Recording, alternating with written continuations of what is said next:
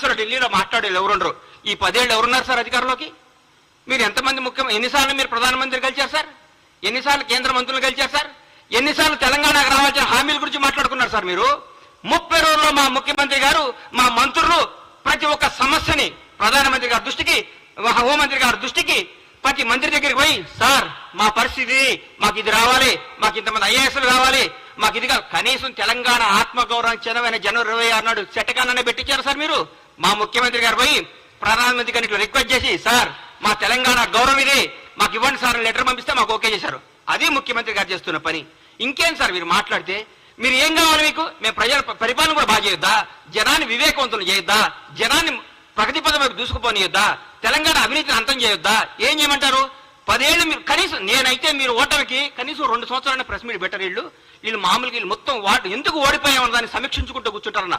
అరే మా ఆగం పాడుగాను రోజు ఒక ప్రెస్ మీట్, ప్రతిరోజు ప్రెస్ మీట్ సార్. దేనికి?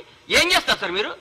మీరు ప్రగతి భవన్ నుంచి వెళ్ళిపోయిన రోజు నుంచి ఈ రోజు వరకు చూస్తున్నా మీరు ఆ టీఆర్ఎస్ భవన్ లో కూర్చొని ప్రెస్ మీట్లు పెట్టుకోవాల్సిందే. రాబోయే 10 ఏళ్ళు, రాబోయే 10 సంవత్సరాలు మీరు టీఆర్ఎస్ భవన్ లో ప్రెస్ మీట్లు పెట్టుకోవాల్సిందే. మీరు ఈ ప్రజా ప్రభుత్వాన్ని చూసి కుళ్ళుకోవాల్సిందే. ఈ ప్రజా ప్రభుత్వం గురించి మీరు రోజు బాధపడాల్సిందే. మీరు ఏ విధమైన చేయలేరు. అధికార నియామకాల్లో కూడా సమాజం పాటించింది మా ప్రభుత్వం. ఎవ్వరికి ఎక్కడ బంధు ప్రీతి, కుల ప్రీతి, రాగ ద్వేషాలకు దూరంగా పెట్టి సమర్థవంతమైన నాయకుల్ని, నిజాయితీవంతమైన నాయకుల్ని నియమించింది మా ప్రభుత్వం. సగర్వంగా చెప్పుకుంటున్నాం. ప్రజల స్వేచ్ఛావాయువు పీల్చుకుంటున్నారు.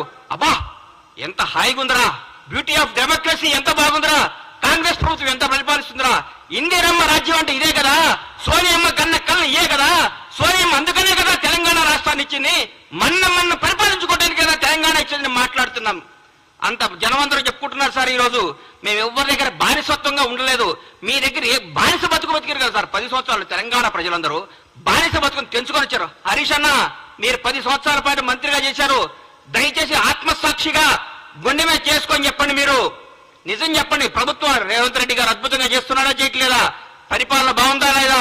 మీరు మనస్సాక్షి మీరు క్వశ్చన్ చేసుకొని మీరు మాట్లాడండి. ప్రతిరోజు ఏదో విమర్శించాలి. ఎందుకు ఇస్తారు సార్ మీకు ఎంపీ సీట్లు? ఒక్క సీటు కూడా టీఆర్ఎస్ బీఆర్ఎస్ గెలవదు. ఈసారి నేను చెప్తున్నా రాసుకోండి.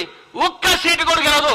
రండి, మీ ఓడిపోయిన మంత్రులు అందరూ వచ్చి, మీరందరూ వచ్చి, మీకు దమ్ముంటే అందరూ వచ్చి ఒక్కొక్క పార్లమెంట్ లో పోటీ చేయండి. అందరూ రండి, ఎంతమంది గెలుస్తారు చూద్దాం.